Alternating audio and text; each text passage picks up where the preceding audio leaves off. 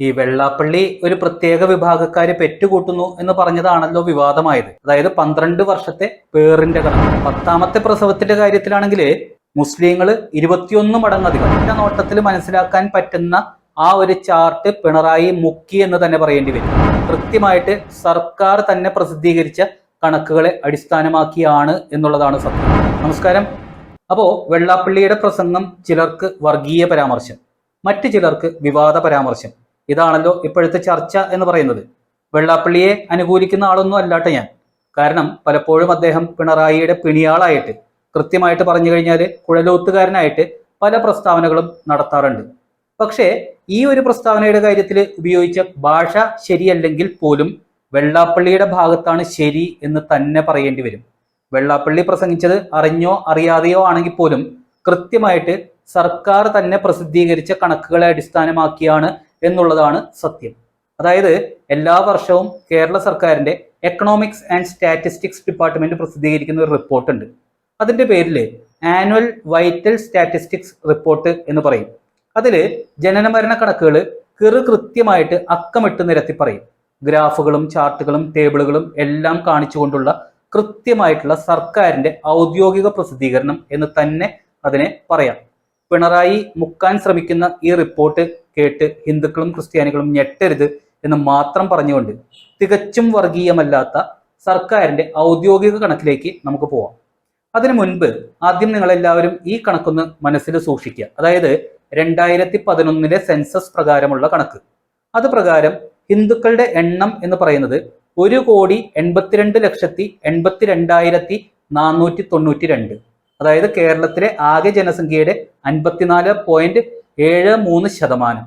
മുസ്ലിം ജനസംഖ്യ 88,73,472. അതായത് 26.56%. ക്രിസ്ത്യൻ ജനസംഖ്യ എന്ന് പറയുന്നത് 61,41,269. അതായത് 18.38%. ഇനി ഈ റിപ്പോർട്ടിലെ വെള്ളാപ്പള്ളിയുടെ പ്രസ്താവനയെ സാധൂകരിക്കുന്ന ഭാഗങ്ങളെ കുറിച്ച് ഞാൻ പറയാം. അതായത് B14, B15, B15A എന്നീ ടേബിളുകൾ. ഇത് റൂറൽ അർബൻ മേഖലകളിലെ മതം തിരിച്ചുള്ള ജനനക്കണക്കുകളും മൊത്തത്തിലുള്ള ജനനക്കണക്കുകളുമാണ് കാണിക്കുന്നത്. കൂടാതെ ഓരോ പ്രസവവും ആ സ്ത്രീയുടെ എത്രാമത്തെ പ്രസവമാണ് എന്നുകൂടി വ്യക്തമായിട്ട് ഈ റിപ്പോർട്ടിൽ കാണിക്കുന്നുണ്ട്. ഇതിനെക്കുറിച്ച് പറയാൻ കാരണം വെള്ളാപ്പള്ളി ഒരു പ്രത്യേക വിഭാഗക്കാര് പെറ്റുകൂട്ടുന്നു എന്ന് പറഞ്ഞതാണല്ലോ വിവാദമായത്. അപ്പോ ജനിക്കുന്ന കുട്ടികൾ എത്രാമത്തെ കുട്ടികളാണ് എന്നുകൂടിയുള്ള കണക്ക് നമ്മൾ എടുക്കണമല്ലോ. സത്യത്തില് ഈ കണക്ക് പ്രകാരം കൃത്യമായിട്ട് മനസ്സിലാവുന്നത് 3ഉം 4ഉം 5ഉം പ്രസവം ഒക്കെ കഴിഞ്ഞപ്പോ 2 വിഭാഗക്കാര് അവശരായി. പക്ഷേ അവശരാവാത്തവരുമുണ്ട്. അപ്പോ എൻ്റെ 3 ദിവസത്തെ പണിയാണ് ഇത്. കാരണം 2012 മുതൽ 2023 വരെയുള്ള റിപ്പോർട്ടുകൾ ക്രോഡീകരിച്ചെടുക്കണമല്ലോ. അതായത് 12 വർഷത്തെ പേറിന്റെ കണക്കെടുപ്പ്. ഇതിൽ ഓരോ വിഭാഗത്തിന്റെയും ജനസംഖ്യ എങ്ങനെ വർദ്ധിക്കുന്നു അല്ലെങ്കിൽ കുറയുന്നു എന്നുള്ളത് കാണിക്കാൻ വേണ്ടി 2012 കണക്ക് മാത്രം വിശദമായിട്ട് ഞാൻ അവതരിപ്പിക്കാം. അതില് 1ാമത്തെയും 2ാമത്തെയും പ്രസവങ്ങളുടെ കണക്ക് മാത്രം നോക്കിയാൽ പ്രത്യേകിച്ചൊന്നും നമുക്ക് തോന്നില്ല. പക്ഷേ 3ാമത്തെ മുതൽ 10ാമത്തെയും 12ാമത്തെയും പ്രസവങ്ങളുടെ കണക്ക് കണ്ടാല് ഹിന്ദുവും ക്രിസ്ത്യാനിയും ഞെട്ടും. ഞെട്ടിയാൽ മാത്രം പോരാ, ഭയപ്പെടുകയും വേണം. കാരണം ഇന്ത്യയിലെ കാര്യമെടുത്താൽ കാശ്മീര്, ഇനി ലോകത്തിലെ കാര്യമെടുത്താൽ UK നമുക്ക് മുന്നിൽ ഉദാഹരണങ്ങളായിട്ടുണ്ടല്ലോ. അതായത് 3ാമത്തെ പ്രസവത്തിന്റെ കണക്ക് നോക്കിയാൽ 54% മാത്രമുള്ള ഹിന്ദുവിന്റെ അത്രയും തന്നെ 18% മാത്രമുള്ള ക്രിസ്ത്യാനികളും പ്രസവിച്ചിട്ടുണ്ട്. മാത്രമല്ല 26% മുസ്ലിങ്ങൾ പ്രസവിച്ചതോ ഹിന്ദുവിനേക്കാൾ 2.5 മടങ്ങധികം. ഇനി 4ാമത്തെ പ്രസവം ക്രിസ്ത്യാനികൾ ഹിന്ദുവിനേക്കാൾ 1.5 മടങ്ങധികം, മുസ്ലിങ്ങൾ 5.5 മടങ്ങധികം. ഇനി 5ാമത്തെ പ്രസവം ക്രിസ്ത്യാനികൾ ഹിന്ദുവിനേക്കാൾ 1.5 മടങ്ങധികം, മുസ്ലിങ്ങൾ 6.5 മടങ്ങധികം. ഇനി 6ാമത്തെ പ്രസവം ക്രിസ്ത്യാനികൾ ഹിന്ദുവിനേക്കാൾ ഇരട്ടി, മുസ്ലിങ്ങൾ 6 മടങ്ങധികം. ഇനി 7ാമത്തെ പ്രസവത്തിന്റെ കാര്യത്തിലാണെന്നുണ്ടെങ്കിൽ ക്രിസ്ത്യാനികൾ ഹിന്ദുവിനേക്കാളും 3.5 മടങ്ങധികം, മുസ്ലിങ്ങൾ 7 മടങ്ങധികം. ഇനി 8ാമത്തെ പ്രസവത്തിന്റെ കാര്യത്തിലാണെങ്കിൽ ക്രിസ്ത്യാനികൾ ഹിന്ദുവിനേക്കാളും 3 മടങ്ങധികം, മുസ്ലിങ്ങൾ 5.5 മടങ്ങധികം. ഇനി 9ാമത്തെ പ്രസവത്തിന്റെ കാര്യത്തിലാണെങ്കിൽ ക്രിസ്ത്യാനികൾ ഹിന്ദുവിനേക്കാളും 3 മടങ്ങധികം, മുസ്ലിങ്ങൾ 6 മടങ്ങധികം. ഇനി 10ാമത്തെ പ്രസവത്തിന്റെ കാര്യത്തിലാണെങ്കിൽ ക്രിസ്ത്യാനികൾ ഹിന്ദുവിനേക്കാൾ 7 മടങ്ങധികം, മുസ്ലിങ്ങൾ 21 മടങ്ങധികം. അതായത് 21 ഇരട്ടി. പിന്നെ 2013, 14, 15 ഒക്കെ ആയപ്പോഴേക്കും ക്രിസ്ത്യാനികൾ 4ാമത്തെ മുതൽ 10ാമത്തെ വരെ പ്രസവങ്ങളുടെ കാര്യത്തിൽ ഹിന്ദുവിന് ഒപ്പമായിട്ട് കുറഞ്ഞു. പക്ഷേ 2012 മുതൽ 2023 വരെ ഈ കണക്ക് വിലയിരുത്തി കഴിഞ്ഞാൽ, അതായത് 2012 മുതൽ 2023 വരെയുള്ള മൊത്തം കണക്ക് പ്രകാരം മൂന്നാമത്തെ മുതലുള്ള പ്രസവങ്ങളിൽ 6 മുതൽ 9 മടങ്ങ് വരെ അധികം എന്നുള്ള കണക്ക് മുസ്ലിങ്ങൾ നിലനിർത്തി പോരുന്നുണ്ട്. ഇനി വെള്ളാപ്പള്ളി പറഞ്ഞ പോലെ ജനനത്തിന്റെ കണക്കിൽ മാത്രമല്ല പ്രശ്നം, മരണത്തിന്റെ കണക്കിലുമുണ്ട്. അതായത് സ്ക്രീനിൽ ഇപ്പോൾ കാണുന്ന ആ ഒരു കണക്ക് നോക്കിയാൽ തന്നെ നിങ്ങൾക്ക് കൃത്യമായിട്ട് മനസ്സിലാവും. അതായത് 18% മാത്രമുള്ള ക്രിസ്ത്യാനികളുടെ മരണനിരക്ക് എന്ന് പറയുന്നത് 26% മുസ്ലിങ്ങളുടേതിനേക്കാൾ കൂടുതലാണ്.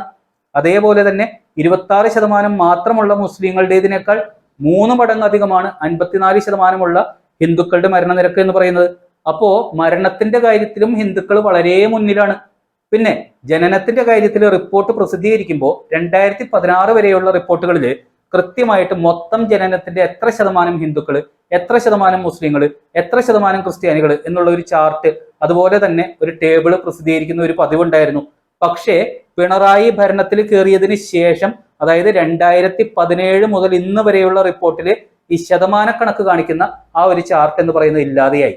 അതായത് സാധാരണക്കാർക്ക് ഒറ്റ നോട്ടത്തിൽ മനസ്സിലാക്കാൻ പറ്റുന്ന ആ ഒരു ചാർട്ട് പിണറായി മുക്കി എന്ന് തന്നെ പറയേണ്ടി വരും. കാരണം വോട്ടിന്റെ ആവശ്യത്തിന് വേണ്ടി ഏത് മതവിഭാഗത്തെ പ്രീണിപ്പിക്കണം എന്ന് തീരുമാനമെടുക്കുന്നതിന് വേണ്ടിയിട്ട് ഈ രാഷ്ട്രീയക്കാരെല്ലാം റിപ്പോർട്ട് കൃത്യമായിട്ട് സ്റ്റഡി ചെയ്യുന്നുണ്ടാവും എന്നുള്ള ഉറപ്പാണ്. അതിന്റെ അടിസ്ഥാനത്തിലാണ് പിണറായി ഭരണത്തിൽ കയറിയതിനു ശേഷം ഇങ്ങനെ ഒരു ചാർട്ട് ഇല്ലാതാക്കിയത്. ജനങ്ങൾ പെട്ടെന്ന് കണ്ടുപിടിക്കാൻ പാടില്ലല്ലോ ഈ പെരുപ്പം എന്ന് പറയുന്നത്. എന്നാലും നമുക്ക് കണക്കൂട്ടിയാലേ പറ്റൂ. അതുകൊണ്ട് കൃത്യമായിട്ടുള്ള കണക്കുകൾ എടുത്തിട്ട് ശതമാനക്കണക്ക് ഞാൻ തയ്യാറാക്കിയ ആ ടേബിളാണ് നിങ്ങളിപ്പോൾ ഈ സ്ക്രീനിൽ കണ്ടുകൊണ്ടിരിക്കുന്നത്. ഇനി ഒരു വർഷം ജനിക്കുന്ന കുട്ടികളുടെ എണ്ണവും ആ മതത്തിൽപ്പെട്ടവരുടെ മരിക്കുന്നവരുടെ എണ്ണവും കൂട്ടിക്കഴിഞ്ഞാൽ, അല്ലെങ്കിൽ ആ ഒരു വ്യത്യാസം കണക്കൂട്ടിക്കഴിഞ്ഞാൽ ഒരു വർഷത്തിലെ ജനസംഖ്യ എത്ര വർദ്ധിക്കുന്നു എന്നുള്ളത് നമുക്ക് കണക്കൂട്ടാൻ പറ്റുമല്ലോ. അങ്ങനെ കണക്കുകൂട്ടി 2011 സെൻസസ് പ്രകാരമുള്ള കണക്ക് പ്ലസ് ഓരോ വർഷവും വർദ്ധിക്കുന്ന കണക്ക്, അതുപ്രകാരം വേറെ ഒരു ഞെട്ടിക്കുന്ന വാർത്ത കൂടിയുണ്ട്. അതായത് 2021 മുതൽ ക്രിസ്ത്യാനികളുടെയും ഹിന്ദുക്കളുടെയും ജനസംഖ്യ കുറഞ്ഞുകൊണ്ടിരിക്കുകയാണ് കേരളത്തിൽ. അതായത് ജനനത്തെക്കാൾ കൂടുതൽ മരണം. അത് നിങ്ങൾക്ക് ഈ ടേബിൾ കണ്ടാൽ മനസ്സിലാവും. അത് കണക്ക് കൂട്ടി അതിന്റെ അടിസ്ഥാനത്തിൽ ഇപ്പോൾ കേരളത്തിലെ ഹിന്ദുക്കളുടെ ജനസംഖ്യ എന്ന് പറയുന്നത് 1,87,89,232. മുസ്ലിങ്ങളുടെ ജനസംഖ്യ എന്ന് പറയുന്നത് 1,06,70,251. ക്രിസ്ത്യാനികളുടെ ജനസംഖ്യ എന്ന് പറയുന്നത് 63,71,286. അതായത് ഇപ്പോ കേരളത്തിലുള്ളത് 52% ഹിന്ദുക്കളും 30% മുസ്ലിങ്ങളും 17% ക്രിസ്ത്യാനികളും എന്ന് ചുരുക്കം. ഇനി മതപരിവർത്തനം, അതുപോലെ തന്നെ നമ്മളുടെ രാഷ്ട്രീയ പാർട്ടികൾ തന്നെ ബംഗ്ലാദേശിൽ നിന്നടക്കം ആളുകളെ കേരളത്തിലേക്ക് കൊണ്ടുവന്ന്, അതായത് മനുഷ്യക്കടത്ത് നടത്തി റേഷൻ കാർഡും ആധാർ കാർഡും വോട്ടർ ഐഡിയും ഒക്കെ ഉണ്ടാക്കി കൊടുത്ത് വളർത്തിയെടുത്ത ഒരു ജനസംഖ്യയുണ്ട്. അതുകൂടി നോക്കുമ്പോൾ കൃത്യമായിട്ട് 30% മുകളിൽ ജനസംഖ്യ മുസ്ലിങ്ങളുടേത് കേരളത്തിലായി കഴിഞ്ഞു. അതായത് അവർ വിശ്വസിക്കുന്ന ആ ഒരു മാജിക് നമ്പർ, അതാണ് നിലവിലെ കേരളത്തിലെ സാഹചര്യം എന്ന് പറയുന്നത്. അപ്പോൾ നന്ദി, നമസ്കാരം.